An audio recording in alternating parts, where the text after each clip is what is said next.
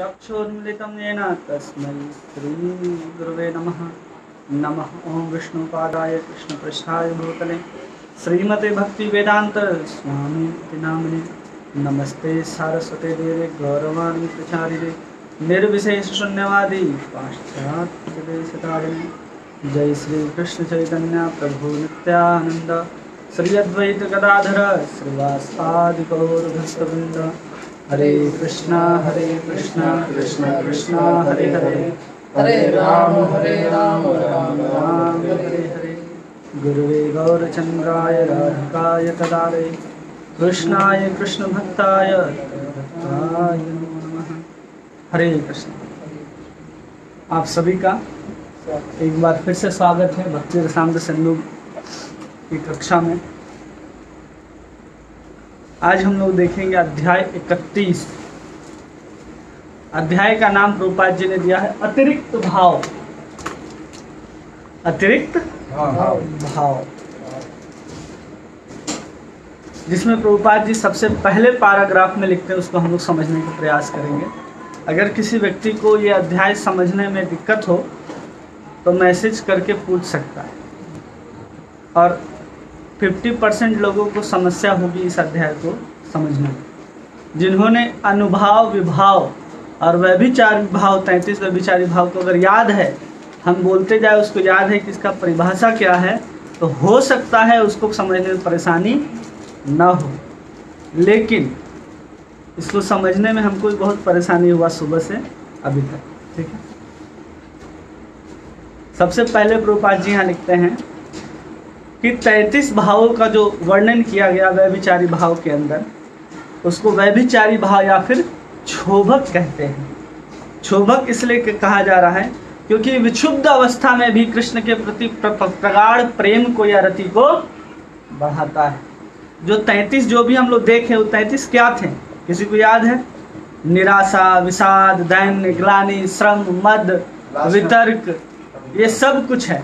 ये सब क्या है? विशुद्ध करने वाले हैं। भक्त को क्या कर रहे हैं? किसी न किसी कारण से विशुद्ध कर रहे हैं। और विशुद्ध होने के बाद भी ये कृष्ण के प्रति प्रगाढ़ प्रेम को बढ़ाने वाले हैं। कौन? ये 33 व्यभिचारी भाव। और फिर इनको 3 कोटियों में बांटा गया, उत्तम, मध्यम और निम्न। प्रेम के अनेक लक्षण होते हैं, जैसे मत्सर, चिंता, द्वेष, निर्णय, क्लिवता, क्षमा, अधैर्य, लालसा, शोक, संशय और धृष्टता। ये सब 33 व्यभिचारी भाव के अंतर्गत आते हैं। श्रील रूप गोस्वामी ने विभिन्न प्रकार के व्यभिचारियों का सुंदर विश्लेषण किया है। यद्यपि अंग्रेजी में अनेक संस्कृत शब्दों का समानार्थी शब्द ढूंढ पाना कठिन है, फिर भी उनका विश्लेषण प्रस्तुत किया जाएगा। तो प्रभुपाद जी ने जो है शब्द लिखे हैं, मत्सर, चिंता, गर्व, ईर्ष्या, निर्णय, क्लिवता, क्षमा, अधैर्य, लालसा, शोक, संशय और धृष्टता।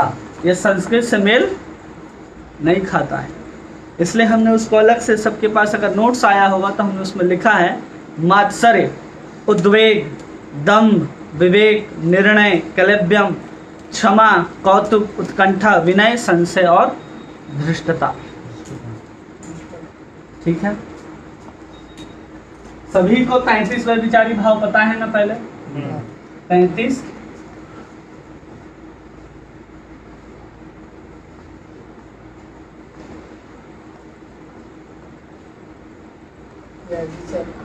ठीक है।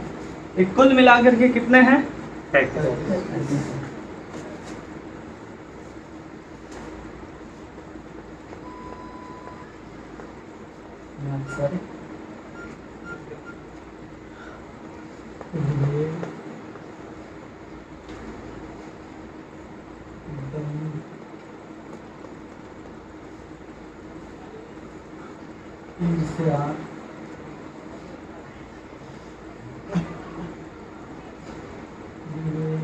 सबको दिख रहा है?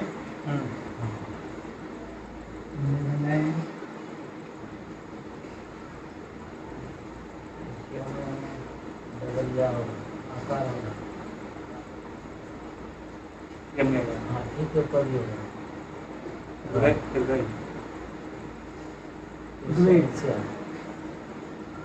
निर्णय,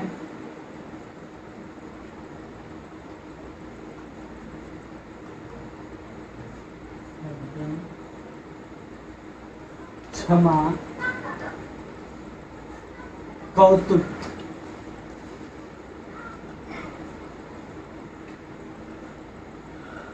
उत्कंठा,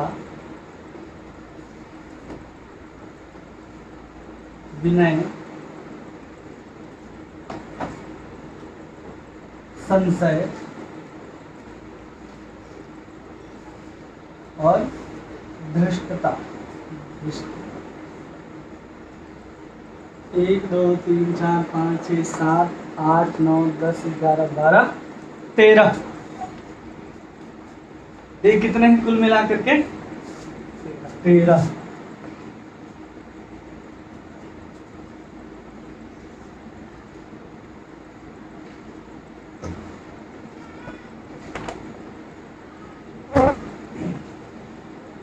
अब इन 33 व्यभिचारी भाव को इसके अंदर लाना है। इस 33 को हमको किसके अंदर लाना है? 13 के अंदर लाना है। सबसे कठिन विषय यही है। मात्सर्य के अंदर क्या क्या आ सकता है? लास्ट में तो क्या लिखे हैं? धृष्टता, संशय, संशय, मात्सर्य। मात्सर्य के अंदर उन 33 भावों में हम किसको किसको ला सकते हैं? तो प्रभुपाद जी ने लिखा है मात्सर्य के अंदर हम क्या क्या ला सकते हैं, लेकिन वो स्पष्ट रूप से समझ में नहीं आता। तो मात्सर्य के अंदर हम 33 व्यभिचारी भाव खोल करके लिखें। देखिए 33 एक साथ है।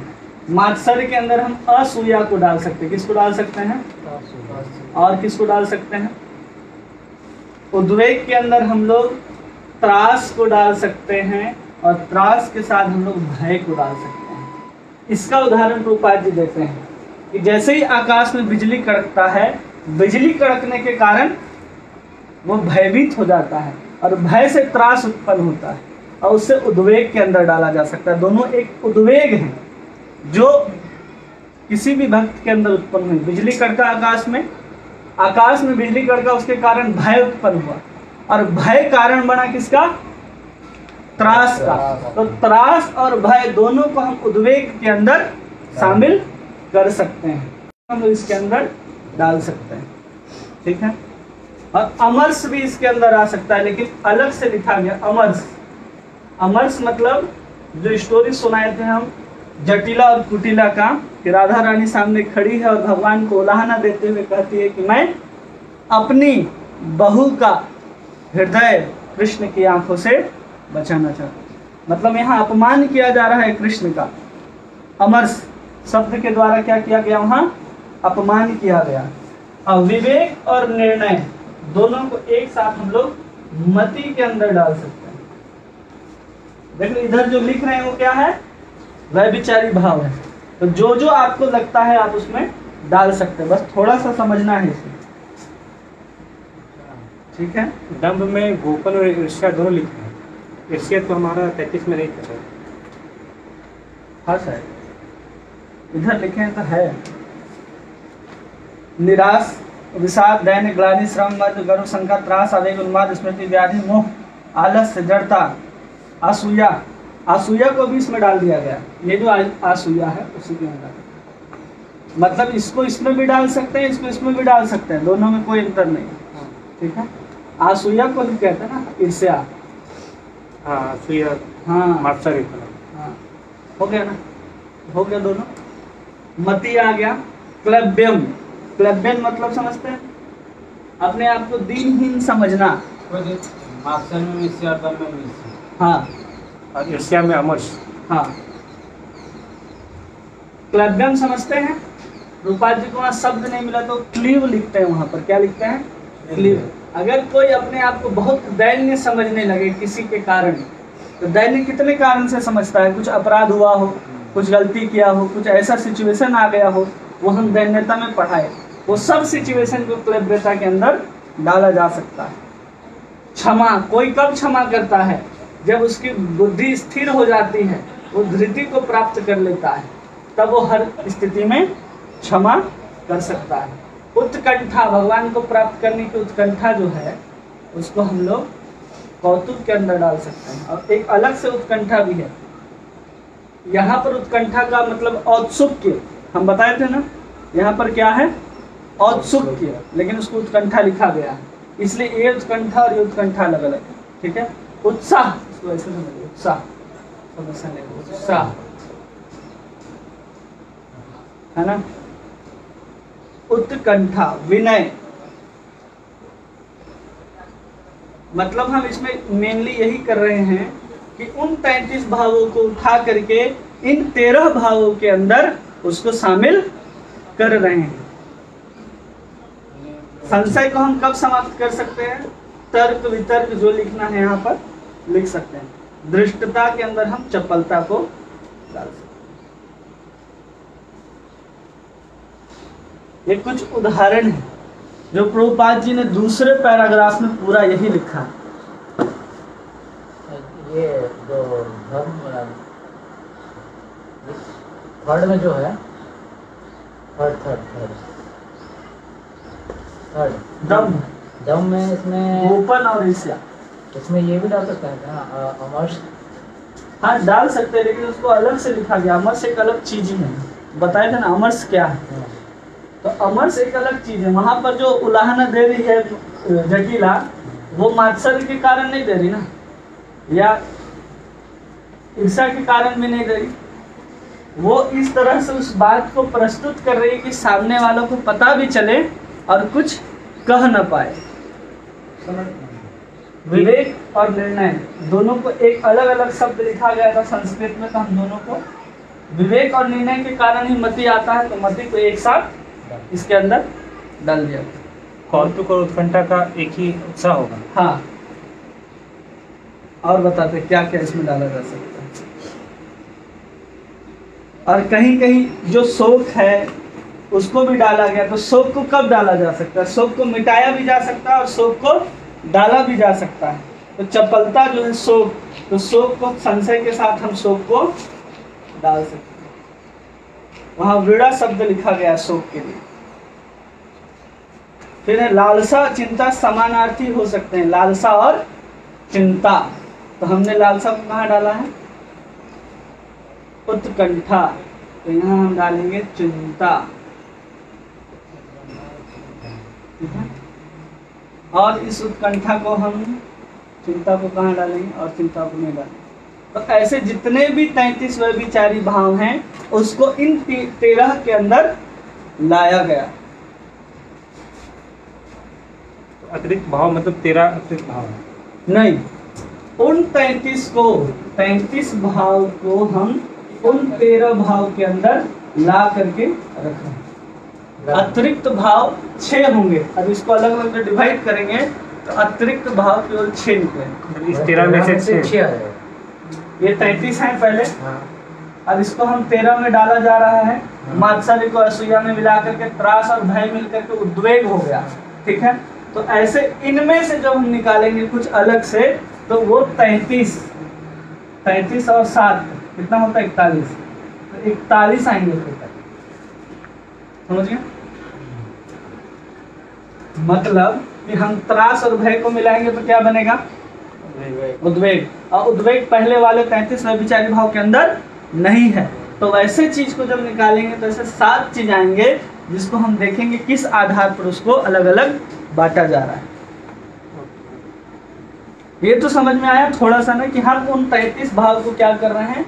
उन 13 के अंदर डाल रहे हैं। क्योंकि वो समानार्थी शब्द के अनुसार भी डाल रहे हैं, उसके कार्य के अनुसार भी डाल रहे हैं कि हो क्या रहा। जैसे असूया में क्या करते हैं हम? किसी के साथ जलन करते हैं। 2 कारण से जलन होता है, या तो उसके अंदर अच्छा गुण दिख जाए या उसका सौभाग्य हमसे अधिक हो, तो हम उसको मात्सर्य के अंदर डालते। एक ही साथ उद्वेग, त्रास और भय, गोपन, हम क्या चीज को छिपाते हैं? अपने भाव को, अपने उद्वेग को। ईर्ष्या को भी हम क्या करते हैं? छिपाते हैं। और दोनों छिपाना को दंभ करते हैं।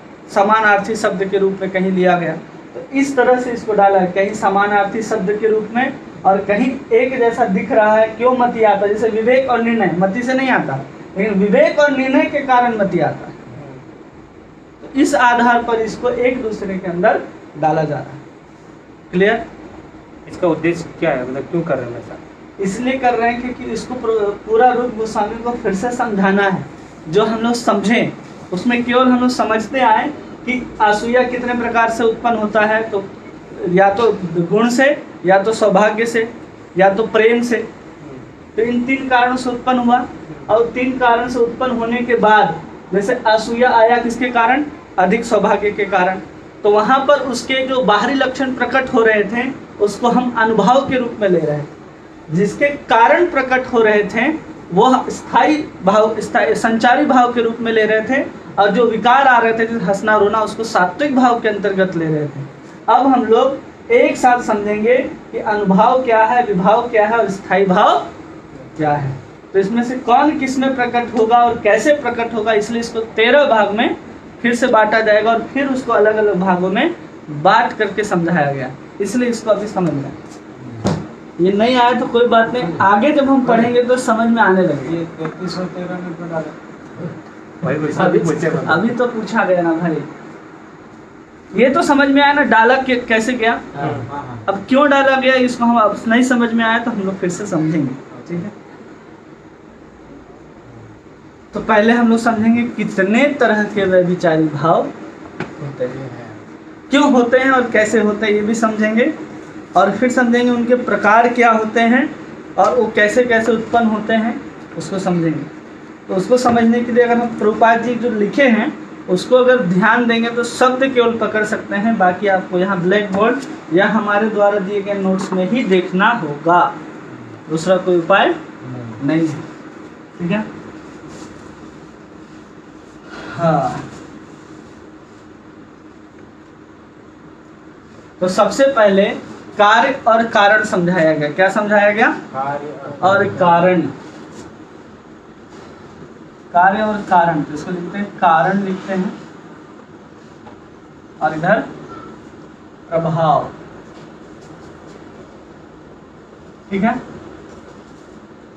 ये कारण है और ये प्रभाव, काउज एंड इफेक्ट। अब इसको समझना है कि कारण विभाव भी हो सकता है। कारण विभाव, विभाव किसको किसको याद है? तो विभाव 2 प्रकार के होते हैं, एक आलम्बन और दूसरा उद्दीपन। आलम्बन में स्वयं कृष्ण और कृष्ण से संबंधित सब, उद्दीपन में जो हमें कृष्ण की याद दिलाए या कृष्ण के प्रति हमारी प्रेम को बढ़ाए, तो उसको क्या कहते हैं? उद्दीपन। और उनको एक साथ मिलाएंगे तो क्या कहेंगे? विभाव, ठीक है। कारण में हो गया विभाव। उस विभाव के कारण क्या आते हैं हमारे अंदर? बाहरी रूप से क्या दिखाई देते हैं? विकार। उसको क्या कहते हैं? अनुभाव, ठीक है। कारण क्या हुआ? इसमें कृष्ण या कृष्ण से संबंधित कोई भी वस्तु हो सकता है। और अनुभव जो हमारे शरीर में बाहरी लक्षण प्रकट होते हैं उसको अनुभव कहते हैं। और अनुभव के हमने बात बताया था सात्विक भाव, तो सात्विक भाव भी आगे आएगा तब समझेंगे, ठीक है। जैसे कारण क्या है? ईर्ष्या। ईर्ष्या क्या है? ईर्ष्या क्या है? व्यभिचारी भाव है, लेकिन किसके कारण आता है? तो निर्वेद। किसके कारण आ रहा है? उसका प्रभाव क्या हो रहा है? निर्वेद, कारण है उसका। ईर्ष्या एक कारण है किसी चीज का, मतलब कारण किसको बोलते हैं कि किसके कारण ये चीज हो रहा है। इस कमरे में अगर प्रकाश है तो प्रकाश का कारण क्या है? बल्ब। और बल्ब जल रहा है तो उसका प्रभाव क्या है? प्रकाश। तो उसी प्रकार विभाव जो है, विभाव कारण बनेगा किसका? अनुभव का। ये समझ में आया? लेकिन सब जगह विभाव अनुभव कारण नहीं बन सकता, और सब जगह अनुभव के कारण सात्विक भाव नहीं आ सकता, उसको समझिए, ठीक है। जैसे चिंता डाल दी कि चिंता आया किसी व्यक्ति को, चिंता के कारण क्या आएगा, उसका प्रभाव क्या मिलेगा। चिंता है व्यक्ति तो चिंता के कारण उसके शरीर में क्या प्रभाव देखने के लिए मिलता है, उसका मुंह सूख जाता है, वो इसका स्तंभन शुरू हो जाता है, स्तब्ध हो जाता है। ये सब क्या है उसके प्रभाव। ठीक है, ये समझ में आया। कार्य और कारण, ऐसे धीरे धीरे समझते हुए आगे चलेंगे तो आगे हम लोग को समझने में आसान होगा।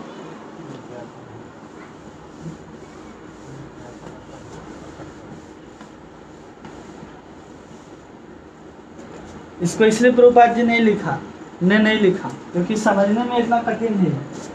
कार्य और कारण समझ में आया। विभाव अनुभव, ईर्ष्या है तो ईर्ष्या का अनुभव क्या होगा, निर्वेद और चिंता के कारण मुंह सूखना, स्तब्ध होना, ये सब उसके प्रभाव के अंतर्गत आएंगे।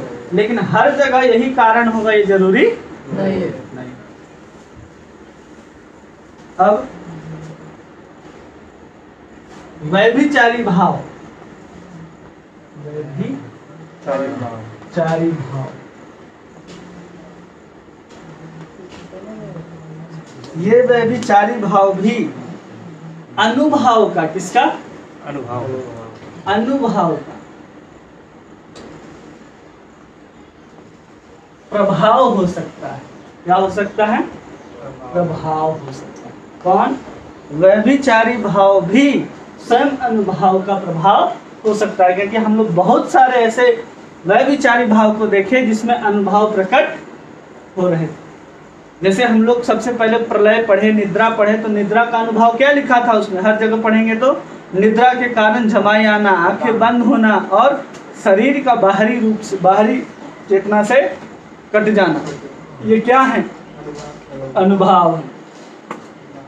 और विभाव क्या है, इसका कारण क्या होगा, व्यभिचारी भाव में क्या आएगा, अनुभव प्रभाव पड़ेगा, लेकिन इसका कारण क्या पड़ेगा, तो विभाव उसका कारण होगा। क्या कारण होगा, विभाव कारण होगा। व्यभिचारी भाव के अंतर्गत 35 भाव को हम लोग देखें और हर भाव में हम लोग अनुभव को भी देखते गए कि अगर वो ईर्ष्या कर रहा है, मात्सर्य कर रहा है, वितर्क कर रहा है, दंभ कर रहा है, तो उसके शारीरिक लक्षण बाह्य जो प्रकट हो रहे हैं उसको अनुभव कहते हैं, जो प्रभाव के रूप में हमने देखा। लेकिन वो प्रभाव जब प्रकट होता है तो उसका कारण क्या होता है, विभाव। विभाव मतलब भगवान कृष्ण से संबंधित डायरेक्ट उनका स्वरूप, रूप, गुण जो भी हम लोग लेना चाहेंगे वो सब विभाव के अंतर्गत है। वही चीज यहाँ हुआ ना कि विभाव जो है वो कारण है, अनुभव जो है प्रभाव है। अब उसके कारण व्यभिचारी भाव आ रहा है। नहीं, मतलब अनुभव के कारण अनुभव एक प्रभाव हुआ, व्यभिचारी भाव का, विभाव का प्रभाव हुआ अनुभव। और अनुभव जो हम लोग देख रहे हैं जब वो एक साथ मिल जाता है, जैसे निद्रा आना, तो निद्रा के कारण हम जमाई लेते हैं, निद्रा के कारण हम लोग सोते हैं, तो निद्रा व्यभिचारी भाव है, ना कि उसका अनुभव। वो अंतर है उसमें। और सात्विक भाव में हम लोग देखें कि अष्ट सात्विक भाव प्रकट होते हैं, और अनुभव में हम लोग भी देखें शीत और क्षेपण, जो पूर्ण रूप से शरीर में प्रकट हो रहे हैं, कुछ शरीर के किसी एक ही हिस्से में प्रकट हो रहे हैं, उसको भी समझना है। इसलिए बोले कि तीनों याद रखना होगा। समझ रहे, जो समझ में आ रहा है तो लिखिए कि हाँ समझ में आ रहा है, नहीं आ रहा है तो फिर से हम प्रयास करेंगे, लेकिन उम्मीद करते हैं कि आपको समझ में आ जाए, क्योंकि प्रभुपाद जी ने लिखा ही नहीं इसको, और जब पढ़ा हमने तब समझ में आया कि क्यों नहीं लिखा इसको। हम अभी बता रहे हैं आपको कार्य और कारण, ठीक है, कारण और प्रभाव। कारण और प्रभाव। कारण कौन है, कारण विभाव है। विभाव के कारण व्यभिचारी भाव प्रकट हो रहा है। व्यभिचारी भाव के अंतर्गत अनुभव अपने आप आता है, लेकिन हम अनुभव को पहले पढ़ चुके हैं। उस अनुभव में भी हम देखते हैं कि किन किन लक्षणों के कारण ये सब प्रकट हो रहे हैं। देखिए अनुभव में कुछ ऐसा चीज भी होगा जो व्यभिचारी भाव से कुछ मिलता जुलता है, लगभग सब नहीं, कुछ। जैसे उदाहरण के रूप में जो अनुभव के अंदर आया, देखो जमाई लेना, हाँ, वो निद्रा में आ जाएगा। हाँ, जो जमाई ले रहे हैं वो अनुभव है, लेकिन उसका व्यभिचारी भाव क्या है, निद्रा। समझ रहे, क्लियर? नहीं आया फिर से समझाएंगे, आ गया ना, मिटा देते, समस्या नहीं। नहीं आ रहा है तो आगे और भी नहीं आएगा, इसको समझना जरूरी है। क्योंकि अब क्या हो रहा है ना कि हम लोग पढ़ते जा रहे हैं। अभी हम लोग क्या पढ़ रहे थे? भक्ति रसामृत सिंधु। पढ़ क्या रहे हैं हम लोग? भक्ति रस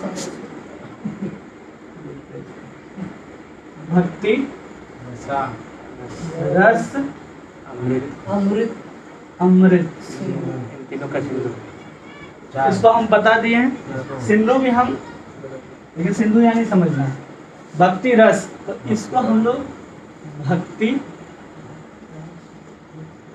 रस या फिर इसको रस अमृत, इसको ऐसे लिख सकते हैं ना, भक्ति रस या फिर रस अमृत। जब हम इन पांचों विभागों को पढ़ लेंगे तो हम लोग भक्ति रस को पढ़ लेंगे, और जब हम भक्ति रस के बाद उन 5 रसों को भी जब समझ लेंगे तो रस अमृत बन जाएगा। तो हम लोग अभी भक्ति रस को समझने का प्रयास कर रहे हैं, जिससे भक्ति रस बनता है।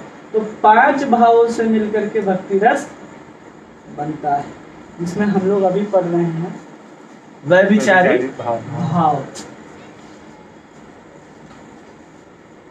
ये क्लियर हुआ? अब थोड़ा थोड़ा समझ में आएगा।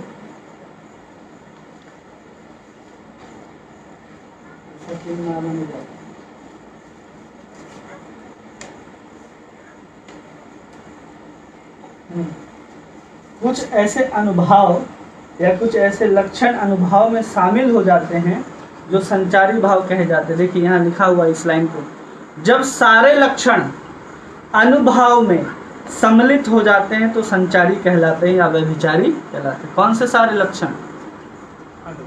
अनुभव के सारे लक्षण जब एक साथ शामिल हो जाते हैं तो उसको संचारी भाव कहते हैं। तीसरा पैराग्राफ में प्रभुपाद जी लिखते हैं, और उसके कार्य कारण को भी हमने यहाँ पर समझाया।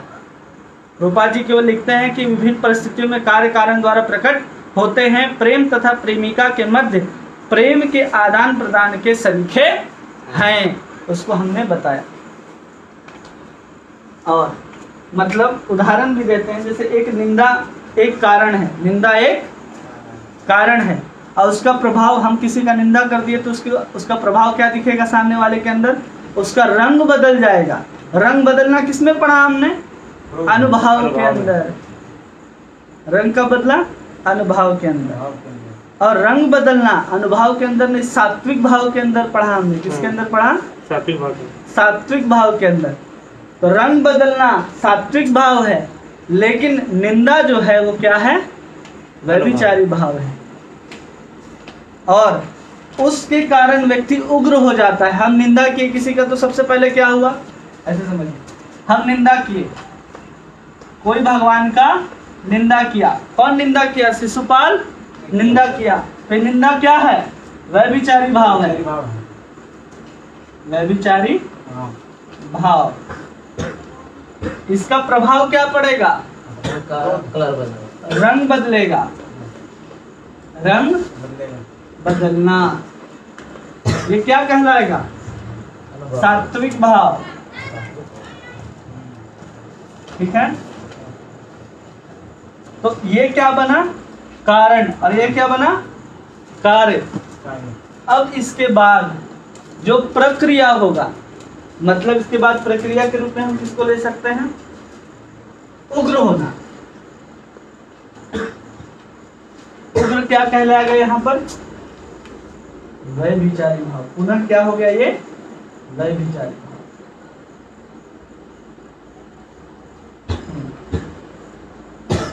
ये समझ में आया?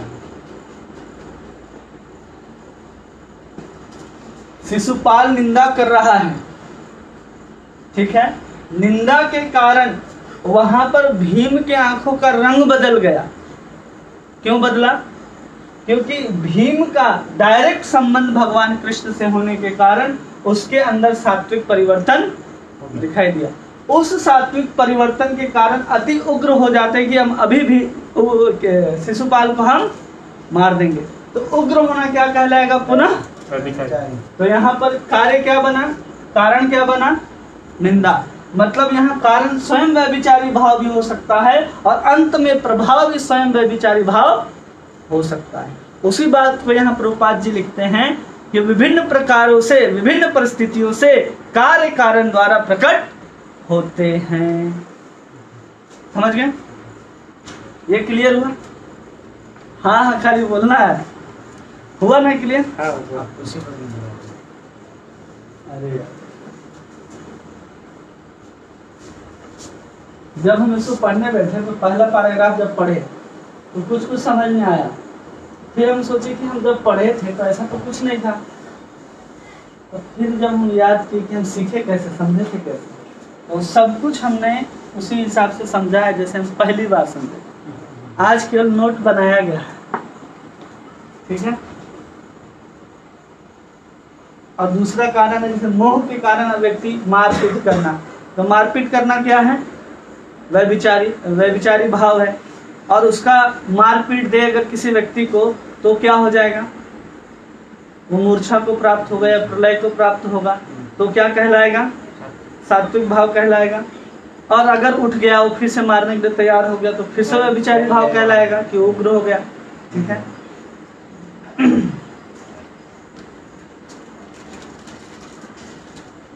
अब ये जो हम लिख रहे हैं वो व्यभिचारी भाव लिख रहे हैं। क्या लिख रहे हैं, व्यभिचारी भाव, जिसमें त्रास, निद्रा,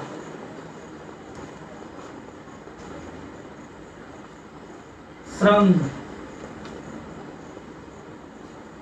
आलस्य,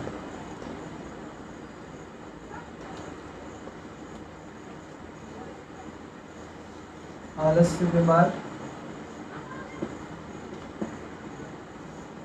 मद,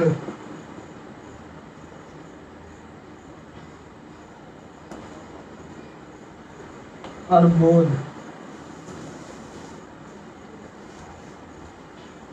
1 2 3 4 5 6, ठीक है। ये 6 क्या है, व्यभिचारी भाव, स्पष्ट रूप से, जिसको हम लोग अभी पढ़े कि व्यभिचारी भाव के अंतर्गत आता है।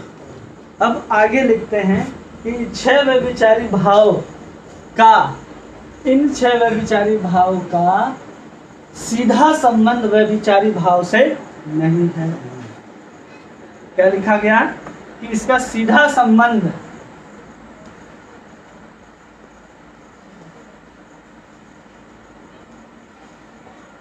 किससे नहीं है, व्यभिचारी भाव से नहीं है। केवल रति बढ़ाने के लिए, भाव बढ़ाने के लिए ये अगर कंपोनेंट के अवयव के रूप में अगर काम करते हैं, इसलिए केवल इन्हें लिखा गया है। इसलिए लिखा गया, केवल वो रस को, रति को, भाव को बढ़ा रहे हैं, इसलिए उसको हम लोग व्यभिचारी भाव के अंतर्गत लिखे हैं, ठीक है। अब इसके 4 कारण हैं जो जीव गोस्वामी बताते हैं। रुकावट के कारण अनुभव किए जाते हैं रति के अंदर। मद शराब पीने के कारण, आलस्य का कारण, श्रम का कारण, निद्रा, भय, त्रास का कारण हम लोग पढ़े थे। ये सभी क्या कर रहे हैं, हमारा भगवान कृष्ण से जो संबंध है उसके बीच में ये लोग बाधा के रूप में कार्य करते हैं, तब रस का वर्धन होता है। जैसे निद्रा आ जाता है तो निद्रा के कारण आँख बंद होता है। श्रम के कारण लोग खेलना छोड़ देते कि अभी रुको, हम नहीं खेलने वाले। या हमने ब्राह्मण का भी उदाहरण दिया था कि अधिक परिश्रम नहीं करना चाहते। आलस्य का उदाहरण हमने क्या दिया था कि आलस्य के कारण गोपियां दरवाजा बंद करना भूल करके आंगन में, मद जिसमें बलराम जी क्या करते हैं, शराब पी करके या प्रेम के नशे में कुछ उटपटांग कहते हैं। बोध, जब हमारा ज्ञान नष्ट हो जाता है हम लोग उसको बोध कहते हैं। लेकिन अगर अज्ञान नष्ट, बोध का हमने जो उदाहरण दिया था रुक्मणी का, कि रुक्मणी भगवान को पत्र लिख करके कहती कि मैं मूर्ख नहीं हूँ, मैंने सबसे श्रेष्ठ वर को अपने लिए चुना है। अगर बोध नहीं होता, अगर अज्ञान नहीं जाता, शराब नहीं पीते, वो अधिक मेहनत नहीं करता, ये सब नहीं होता, तो ये सब क्या है, भगवान के संबंध में सीधे बाधक के रूप में दिखाई पड़ते हैं। लेकिन ये सहायक हैं, इनडायरेक्ट रूप से, इनका सीधा संबंध यहाँ पर नहीं है, इनका अप्रत्यक्ष रूप से संबंध है। कैसा संबंध है? अप्रत्यक्ष रूप से। इसलिए इसको व्यभिचारी भाव के अंतर्गत लिखा गया। ठीक है, जैसे हर्ष, उदाहरण लीजिए। हर्ष, हर्ष क्या है? एक व्यभिचारी भाव है, और इस हर्ष जो है वो भगवान से सीधा संबंध रखता है। ये किससे सीधा संबंध रखा? भगवान। तो इसको हम विभाव के अंतर्गत ले लेंगे। विभाव के अंतर्गत है ना हर्ष, वो याद रखना पड़ेगा कि हम जब विभाव पढ़ाए थे तो वो हर्ष विभाव के अंतर्गत आता है। तो ये भगवान से सीधा संबंध है। ठीक है, लेकिन जो त्रास है उसका भगवान कृष्ण से सीधा संबंध, वो किसी न किसी इनडायरेक्ट रूप से वहां कृष्ण आ रहे हैं, तब वहां व्यक्ति त्रास को प्राप्त कर रहा है। ऐसे वो त्रास को प्राप्त नहीं कर रहा है। यहाँ हर्ष क्या है? सीधा भगवान से संबंध रखता है, लेकिन वो त्रास, निद्रा, श्रम आदि सीधा भगवान से संबंधित नहीं है। हर्ष भगवान से सीधा संबंधित कैसे लगता है? थोड़ा सा एग्जाम्पल देगा? अब हम हर्ष कब होता है? जब हमने डिजायरेबल के ऑब्जेक्ट को देखने का प्रयास करते हैं, मन चाह वस्तु को देखने का प्रयास करते हैं। और हम उदाहरण दिए थे कि जब अचानक कुसुम सरोवर में गोपियों के सामने अचानक भगवान कृष्ण खड़े हो जाते हैं, तो क्या हो जाती है वहां पर? हर्ष से, और हर्ष से किसका डायरेक्ट संबंध हुआ? क्लियर हुआ? हाँ, ठीक है, ये समझ में आया। अब इनका डायरेक्ट संबंध कृष्ण से नहीं है, इसलिए इसको कहा जाता है पर आश्रय। ये शब्द प्रभुपाद जी ने दिया है, इसलिए इन छह को क्या कहेंगे हम? पर आश्रय व्यभिचारी भाव। समझ में आ रहा धीरे धीरे? ठीक है, और ये उत्पन्न कब होता है? ज्यादातर जब भगवान के विरुद्ध काम किया जाए तब उत्पन्न होता है। ऐसे उत्पन्न नहीं होता। विरुद्ध श्रम का उदाहरण दिया था कि विशाखा सखी भगवान का श्रृंगार कर रही है और उन्हीं के छाती पर सर रख करके सो जाए। ठीक है, ऐसा जीव गोस्वामी लिखते हैं। जो हमने अभी बताया वो जीव गोस्वामी वर्णन करते हैं। इसको मिटाएं फिर से 6।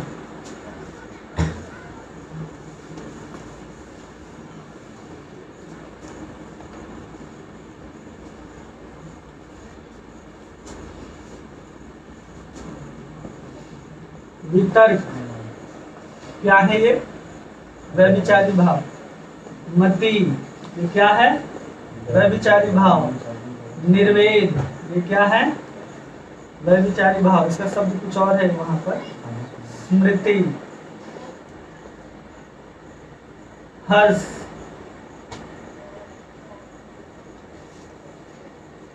और फिर बोध। यहाँ पर बोध वो है जो पूर्ण रूप से बोध हो गया है कि हमारा ज्ञान नष्ट हो गया है। ये डायरेक्ट रूप से, ठीक है, डायरेक्ट रूप से मतलब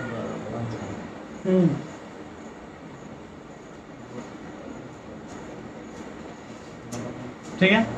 वहां पर जो हम बोध लिखे थे अभी, वो बोध जिज्ञासा या उत्कंठा के अंतर्गत आएगा। ठीक है, लेकिन यहाँ पर डायरेक्ट उसका ज्ञान समाप्त हो गया। ये दोनों बोध जो हम लिखे ना, उसमें भी बोध लिखे और उसमें भी बोध लिखे। तो ये जिज्ञासा है उसके अंदर कि हमको ज्ञान प्राप्त होना चाहिए, और यहाँ पर क्या है? पूर्ण रूप से अज्ञान जो है वो नाश हो चुका है। ठीक है, और ये क्या करता है? कृष्ण की रति बढ़ाने के कारण या उत्कृष्ट करने के कारण, रति को कभी कारण नहीं माना जा सकता, वे स्थायी होती है। अब ये क्या कर रही हैं कि हमारे भगवान के प्रति जो रति है अथवा भाव है, उसको क्या कर रही है? ये लोग बढ़ा रहा है। इसको बढ़ा रहा है रति और भाव को। अब जीव गोस्वामी बताते हैं कि इसको बढ़ा तो रहा है, लेकिन इसका कारण या प्रभाव कभी भी रति के ऊपर नहीं हो सकता। क्यों? क्योंकि भाव को परमानेंट बता रहे हैं। क्या बता रहे हैं? क्योंकि जब हम भाव के स्तर पर पढ़ाई किए थे तो हम बताए थे कि भाव जब प्रेम के रूप में परिणत हो भी जाए तो स्थायी रूप से भाव भगवान के प्रति संबंधित रहेगा, उसका हमेशा अस्तित्व बना रहेगा। इसलिए इसको ऐसा लिख रहे हैं। समझ में आया? अब आसान है, अब समझ में आने लगे। इसमें थोड़ा सा ये वितर्क और मति वाला थोड़ा सा एग्जाम्पल देंगे। मति में हम बताए थे ना कि मति है एक धृति है। तो धृति में वहाँ पूछते हैं भगवान कृष्ण डायरेक्ट रुक्मणी से कि इतने सारे तुम्हारे पास अच्छे अच्छे संबंध आए थे, तुमने मुझे क्यों चुना? और मति जब वो प्रेम पत्र लिखती है कि हम आपसे विवाह करना चाहते हैं, आप अपहरण करें। वितर्क का तर्क बताए थे ना कि सामने तमाल का वृक्ष चल रहा है कि साक्षात कृष्ण चल रहा है। उसको याद रखना पड़ेगा अगर समझना है तो। व्यभिचारी भाव दो तरह के होते हैं। व्यभिचारी भाव कितने प्रकार के होंगे? दो तरह के। कौन कौन? एक स्वतंत्र और दूसरा परतंत्र। कौन होंगे? तो व्यभिचारी भाव। हम लोगों ने तभी तो डायरेक्ट पढ़ लिया था ना। अब क्या है वही व्यभिचारी भाव? दो हिस्सों में बांट दिया गया।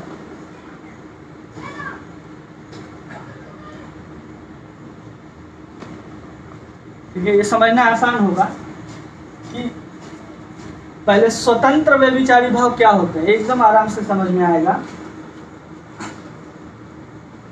जो मुख्य रति से सीधा संबंधित रखता हो या जो मुख्य रति से उत्पन्न होता हो। मुख्य रति क्या है? तो शांत, दास्य, साख्य, वात्सल्य और प्रेम, ये मुख्य रति कहलाता है। हाँ, मुख्य रति। ठीक है। और ये गौण रति, गौण रति के अंदर जो 7 रस आएंगे वो सब किसके आएंगे? गौण रति के अंदर। इसके अंदर शांत रस, वात्सल्य रस, साख्य रस, माधुर्य रस, इन रति के कारण जो भी व्यभिचारी भाव के भाव उत्पन्न होंगे वो सब स्वतंत्र कहे जाएंगे। और गौण रति मतलब रौद्र, वीर, विभत्स, ये सब जितने हैं वो गौण रति हैं, गौण रस हैं। उनसे जो उत्पन्न होंगे वो सब परतंत्र व्यभिचारी भाव कहे जाएंगे। समझ में आया? क्लियर?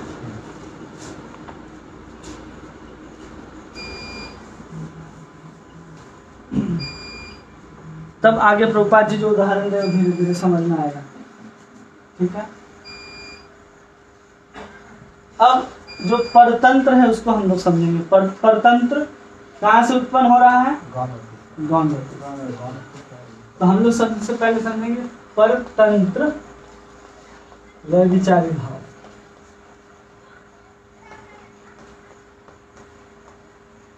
इतना बार लिखना पड़ेगा ना इसको।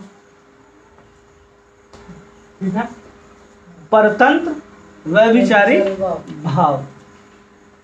अब परतंत्र व्यभिचारी भाव उसको दो कैटेगरी में पुनः बांट दिया गया, एक श्रेष्ठ और एक अधम।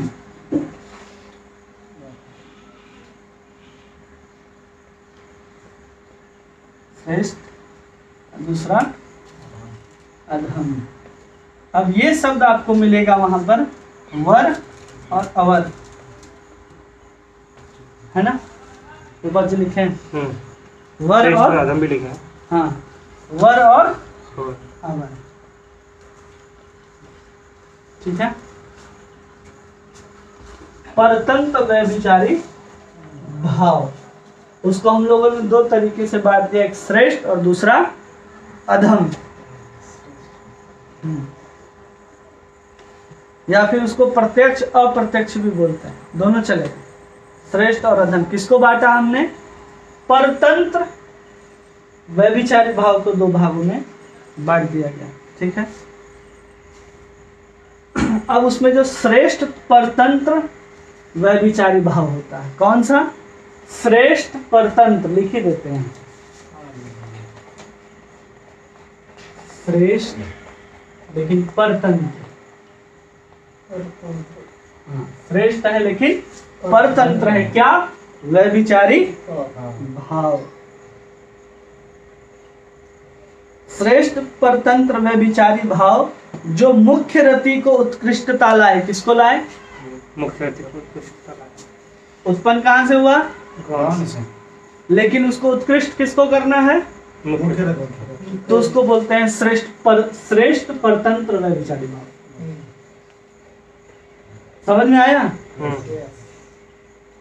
उत्पन्न होगा गौण रति परतंत्र भाव से, और उसमें जो श्रेष्ठ होगा, जो वर होगा, वो व्यभिचारी भाव जब उत्पन्न होगा तो वो क्या करेगा? मुख्य रति को बढ़ाएगा।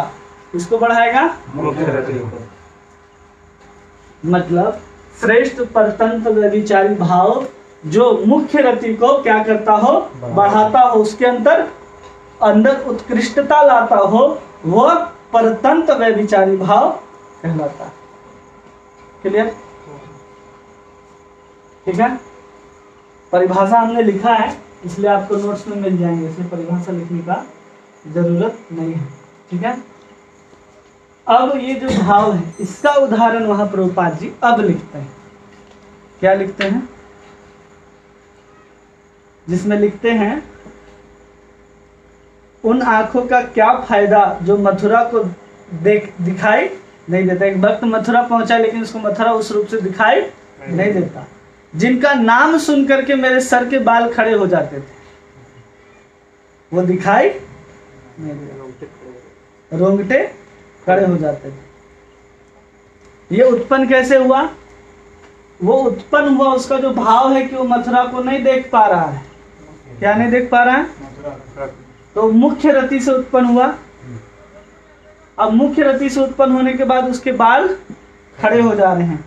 क्यों खड़े हो जा रहे हैं? क्योंकि मथुरा को देख, तो क्या हो गया? निर्वेद। तो निर्वेद क्या करता है? परतंत्र व्यभिचारी भाव के अंतर्गत आता है।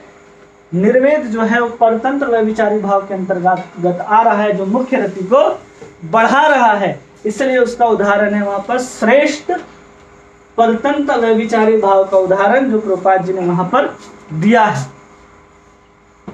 यही दिया ना? हाँ। अरे मुझे तो मथुरा मंडल दिखता ही नहीं, यद्यपि मथुरा नाम सुनते ही मेरे रोंगटे खड़े हो जाते हैं, किंतु मैं इस स्थान को देख नहीं सकता, तो फिर इन आंखों का क्या लाभ, इस नेत्रों का क्या लाभ। यह कथन कृष्ण के प्रति प्रबल अनुरक्ति से उत्पन्न होती है, जो मथुरा मंडल देखने के लिए प्रबल चिंता को प्रकट करता है। चिंता क्या है यहाँ पर? मथुरा मंडल को देखना है। मथुरा मंडल को देखना है, लेकिन चिंता यहाँ पर क्या है? व्यभिचारी भाव। तो व्यभिचारी भाव जो है वो श्रेष्ठ व्यभिचारी भाव है। कब? वो मुख्य रति को बढ़ा रहा है तब। तो उसके उदाहरण के रूप में वहां पर प्रभुपाद जी उदाहरण देते हैं कि व्यक्ति मथुरा को देख नहीं पा रहा है। ठीक है। अब उदाहरण देते हैं श्रेष्ठ परतंत्र व्यभिचारी भाव जो गौण रति को उत्कृष्ट करता हो। अब ये किसको उत्कृष्ट कर रहा है? अपने आप को ही उत्कृष्ट कर रहा है। ठीक है। उसको अप्रत्यक्ष, जैसे कि इसको हम बताए थे ना, एक प्रत्यक्ष और अप्रत्यक्ष। तो ये प्रत्यक्ष रूप से जब मुख्य रति को उत्कृष्ट करेगा। कलर दिखता नहीं, कलर दिखता नहीं, रेडी का पेड़ व्हाइट ही लेते हैं। देखिए पहले लिख लेते हैं मुख्य रति, मुख्य रति और यहाँ पर गौण रति। ठीक है। हमने परतंत्र और स्वतंत्र को दो हिस्सों में बांट दिया, श्रेष्ठ और अधम। दोनों को बांटा जाएगा श्रेष्ठ और अधम के रूप में। हमने पहले क्या समझा? परतंत्र को समझा। ठीक है। परतंत्र, इसको हम लोगों ने दो भागों में बांट दिया। एक का नाम है श्रेष्ठ और दूसरा का नाम है अधम। ठीक है। वर और अवर। तो श्रेष्ठ वो हो गया जो क्या कर रहा है? ये सीधा मुख्य रति का बढ़ा रहा है, उसको उत्कृष्ट कर रहा है। तो डायरेक्ट मुख्य रति से करता है, जिसमें इसको प्रत्यक्ष कहा जाता है। क्या कहा जा रहा है? प्रत्यक्ष। और यही श्रेष्ठ जब गौण रति को उत्कृष्ट करेगा तो इसको अप्रत्यक्ष कहा जाएगा।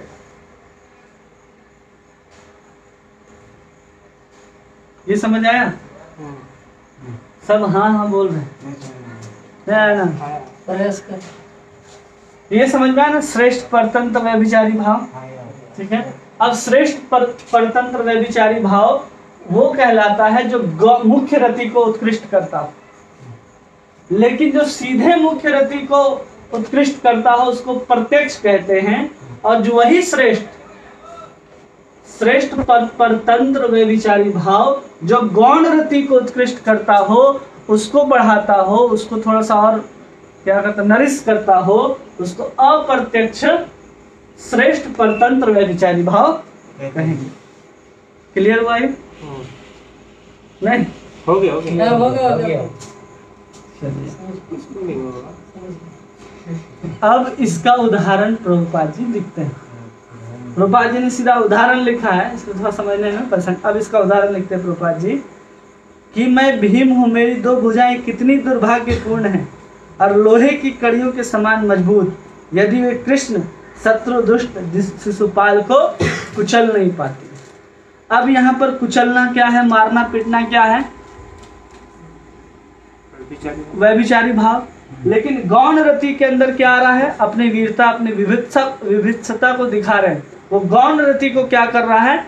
बढ़ा रहा है। वहां पर उदाहरण समझ गए? तो उदाहरण उधर प्रभुपाद जी ने लिखा है, ठीक है।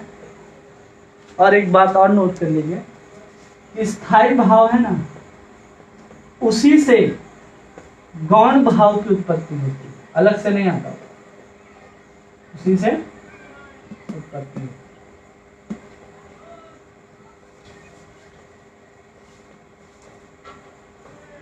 ऐसा जीव गोस्वामी समझाते हैं कि स्थायी भाव जो है मुख्य रति, उसी से मुख्य रति गौण रति भी क्या हो रही है? उत्पन्न हो रही है। जब तक भगवान के साथ हमारा मुख्य रूप से स्थायी रूप से संबंध नहीं रहेगा, हम भगवान को देख करके गुस्सा नहीं हो सकते, उनके साथ लड़ाई नहीं कर सकते, हर्ष विषाद विमर्श और क्या क्या जितने सारे हैं 7 रस का हम आनंद नहीं ले सकते जब तक हम मुख्य रति में जुड़े हुए ना हो।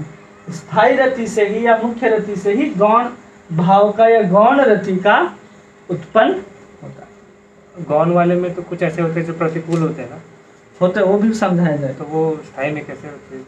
स्थायी से वो उत्पन्न हुआ ना, ये सब स्थायी से ही निकलेंगे वो सब। जब स्थायी भाव गौण रति पढ़ेंगे तब वो समझेंगे, ठीक है। ये क्लियर हुआ? हाँ। और है इसको कर लेते हैं, और लिखा हुआ है तो इसको करना है, ठीक है, इसे करें। अधम मतलब अवर। अवर का उदाहरण यहाँ प्रभुपाद जी लिखते हैं, जब व्यभिचारी भाव मुख्य रस या गौण रस किसी को उत्कृष्ट ना करे, समझ गए? इसका काम 0 है। ये इसको भी नहीं बढ़ा रहा, इसको भी नहीं बढ़ा रहा। जब वो दोनों को नहीं बढ़ा रहा है तो उसको परतंत्र व्यभिचारी भाव कहते हैं, जो क्या है? अधम है। अधम परतंत्र व्यभिचारी भाव। क्या कहेंगे? अधम परतंत्र व्यभिचारी भाव। कब? जब इन दोनों में से किसी को उत्कृष्ट नहीं कर रहा हो तो हम उसको क्या कहेंगे? अधम परतंत्र व्यभिचारी भाव। जैसे अब उदाहरण इसका भी प्रभुपाद जी लिखते हैं, जब अर्जुन ने देखा कि कृष्ण का विश्वरूप, क्या देखा? विश्वरूप। अब विश्वरूप देखने के बाद वो देखता है कि चमकदार मुखों के दांत में ब्रह्मांड के समस्त जीव पीसे जा सकते हैं, ऐसा उनका विशाल स्वरूप दिखा। तो अर्जुन का मुंह क्या होता है? सूख गया। अब खुद को भी भूल गया कि हम भगवान के सखा हैं। क्या उसको याद रहा? केवल वो भयभीत हो गया। भय जो वहां पर है वह व्यभिचारी भाव है, लेकिन वहां पर उसका न गौण रति उत्कृष्ट हुआ न मुख्य रति, बल्कि मुख्य रति जो था वो कम हो गया। स्वयं को भूल गया कि भगवान मेरे सखा हैं। और जो व्यभिचारी भाव उत्पन्न हुआ भय। क्या उत्पन्न हुआ? भय। जो व्यभिचारी भाव उत्पन्न हुआ वो किसके कारण हुआ? उस स्वरूप को देखने के कारण। तो ये उदाहरण मिलता है कि अधम परतंत्र व्यभिचारी भाव का, जिसमें ना तो गौण रति की अभिवृद्धि होती है और न गौण मुख्य रति की अभिवृद्धि होती है, उसको हम लोग अधम परतंत्र व्यभिचारी भाव कहते हैं। ठीक है, इसका रेफरेंस है 11:23 और 11:36 में। ठीक है, अब हम लोग कल देखेंगे स्वतंत्र व्यभिचारी भाव। अब उसको कितने तरीका से बांटा गया है वो देखेंगे और फिर हम लोग धीरे धीरे समझने का प्रयास करेंगे।